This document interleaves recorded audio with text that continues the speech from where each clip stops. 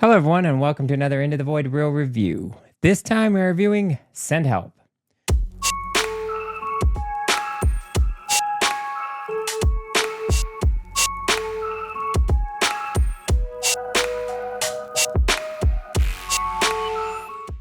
This stars Rachel McAdams and Dylan O'Brien and is directed by Sam Raimi. Those familiar with Raimi will know that he directed the Tobey Maguire Spider-Man trilogy, The Evil Dead, Drag Me to Hell, as well as various well-received films that are too numerous to mention.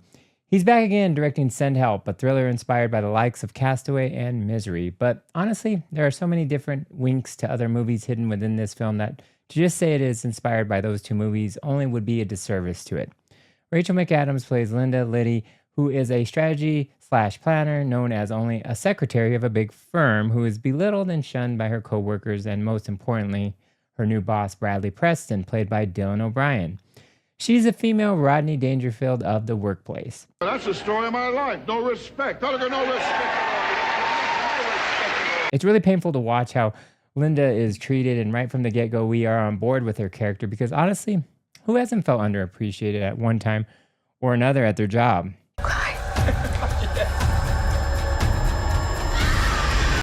So it's easy to latch onto her, and it makes for a great setup for what will follow. And boy, what follows is a whirlwind of events that leads to a shift in the power dynamic between Bradley and Linda. The back and forth chemistry between these two is what props up the whole production of this movie amid a lot of squeamish, harrowing, and just plain violent scenes that really hit you in the gut.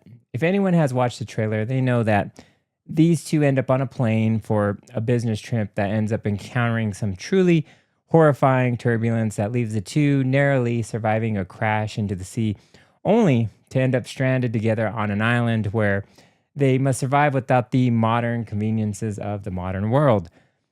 Bad news for Bradley, who is ill-equipped with having to survive the savagery of having to find food and build a fire, as well as making a camp in the wilderness of the island. Linda, on the other hand, is better equipped to deal with the harsh reality they find themselves in. After all, she auditioned to try to get on Survivor, the TV show, much to the chagrin of upper management who make fun of her after watching her audition tape right before they get sucked out of the plane. Serves them right. There's a kind of sick enjoyment seeing these guys get their comeuppance in such a truly horrifying way. And let me tell you, the airplane crash scene is indeed one of the more horrifying scenes that comes up quickly with no real warning. From that moment on, I was on board with this thriller, and I really didn't fall off, as there are, as I said, many good scenes that are genuinely funny as well as scary. There are several tones that mesh well because Raimi manages to direct it, so they don't clash. The laughs aren't just half-baked or manufactured into the script. They really do make sense in the grand scheme of where to find these two characters who are at odds with each other.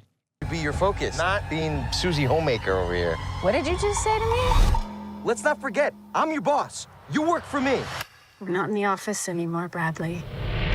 The cat and mouse game is intriguing, and you get a good dose of psychological warfare being played here, as well as truly brutal action scenes played out, such as one that deals with a wild boar bent on tearing apart and up to task Rachel McAdams, who truly shines in this role. She's almost chameleon-like in her delivery, metamorphosizing from a nerdy secretary/strategy/planner to a self-sufficient, smart, and beautiful woman who knows how to use the tools that Mother Nature provides her with. You're a hunt. I think I like it. I really enjoyed her in this role, and I really like Dylan O'Brien as well, who plays a real scum of the earth individual who you really love to hate. Take your seats, if you're a little bitch. You just want to smack him around in hopes of getting him to wake up and realize that he isn't in Kansas anymore. Instead, he gets a nasty surprise involving a knife. I would have been. Except for maybe this part. You have to see it to believe it. But honestly, this is Rachel McAdams' movie for sure. Where her character starts and then goes to by the end of the movie is really something else. To get into that would be too spoilery. Just know that things do go in crazy directions, and I imagine that some people may find the ending a bit divisive. Either way, you'll be entertained for the entire 2-hour runtime of this movie.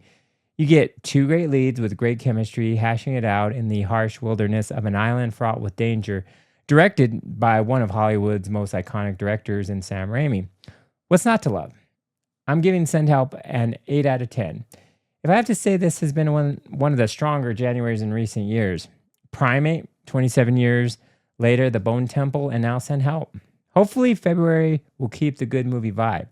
What did you think of Send Help? Let me know in the comments below. Like and subscribe, and I will see you the next time we venture into the void.